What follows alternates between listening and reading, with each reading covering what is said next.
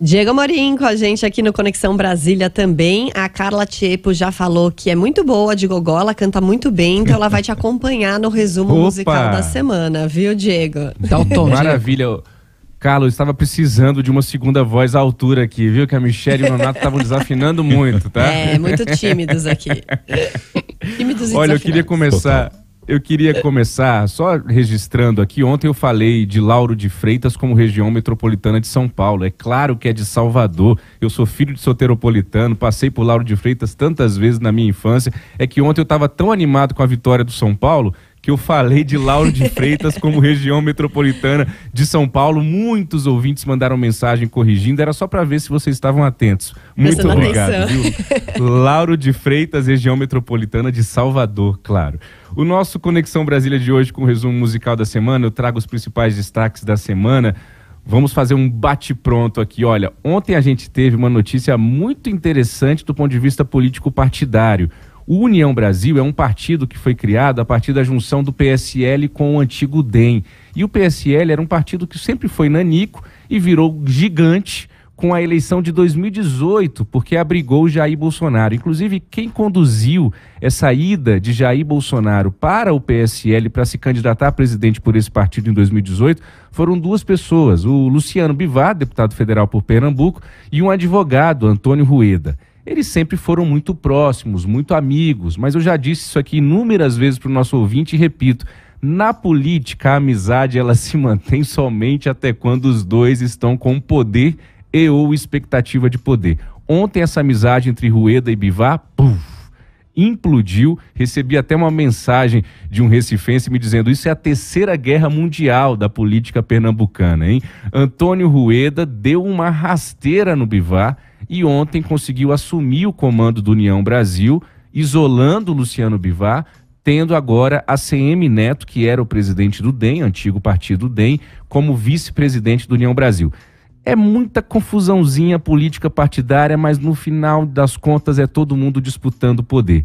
E Rueda e Bivar, então, agora que eram amigos, hoje são inimigos declarados.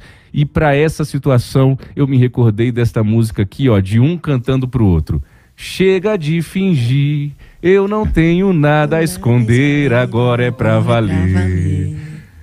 Haja o que houver. E tá todo mundo fofocando lá e ele tá cantando. É isso, eu não tô nem aí pro que dizem. É cada um por si, Deus por todos lá. E vamos ver se Deus tá por todos mesmo lá no União Brasil. A gente continua acompanhando. O segundo assunto é a famosa PEC da blindagem, que foi apelidada aí nesta semana aqui em Brasília. É uma proposta de emenda à Constituição em que alguns líderes da Câmara dos Deputados estão querendo, veja só você ouvinte, que mandados de busca e apreensão e afins, ou seja, a Polícia Federal só pode entrar no Congresso Nacional em alguma operação se e somente se a mesa diretora, o que quer dizer a cúpula do Congresso Nacional, autorizar a entrada da Polícia Federal. Porque ali eles estão imaginando, estou aqui ironizando, claro, que é o reduto deles, que é a casa deles. A Polícia Federal não vai entrar aqui coisa nenhuma. Pode ser a investigação que for, só vai entrar se a mesa diretora decidir que pode entrar. O presidente do Congresso, senador de Minas Gerais, do PSD, Rodrigo Pacheco, já se antecipou e disse que acha um absurdo e estranha essa proposta de lideranças da Câmara e se essa PEC passar na Câmara, deve ficar engavetada no Senado, mas tudo é possível em Brasília, vamos acompanhar. Agora, esses deputados que estão querendo essa PEC, eu acho que eles estão tão animados e pensando mesmo que o Congresso é a casa deles e não a casa do povo, que eles estão cantarolando pelo Salão Verde assim, viu, Michele, Carla, Nonato? Se esta rua fosse minha, eu mandava ladrilhar. Isso, com pedrinhas de brilhante, né? Isso aí. E eu encher de joias aquele Congresso Nacional, que eles acham que a casa é deles. A casa é nossa, viu, senhores deputados?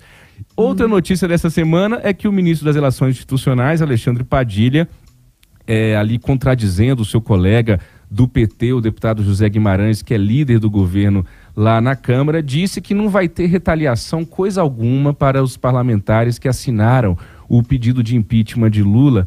E o José Guimarães disse que ia ter essa retaliação, o Alexandre Padilha disse que não vai ter. Essa negativa do Alexandre Padilha, com todo respeito, é a mesma coisa de eu dizer que eu não sou o Rodrigo Hilbert. É uma negativa assim que não faz muito sentido. Eu não sou o Rodrigo Hilbert, tá? Viu, Nonato? Eu não sou o Rodrigo, eu sou o Diego Amor. Assim, o Padilha negar isso ou não negar não faz diferença nenhuma. É claro que o governo Lula e que o Palácio Planalto vai olhar para esses deputados de maneira diferente. Se vai cortar a emenda ou não, eu não sei.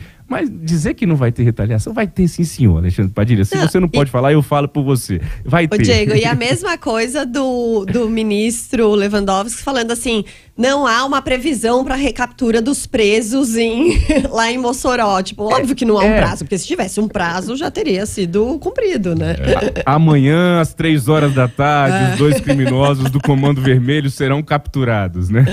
E aí, para essa situação toda, eu tô vendo assim, ó, o Alexandre Padilha lá no Palácio do Planalto cantando. Carla Tiepo, vamos comigo. É o teu castigo.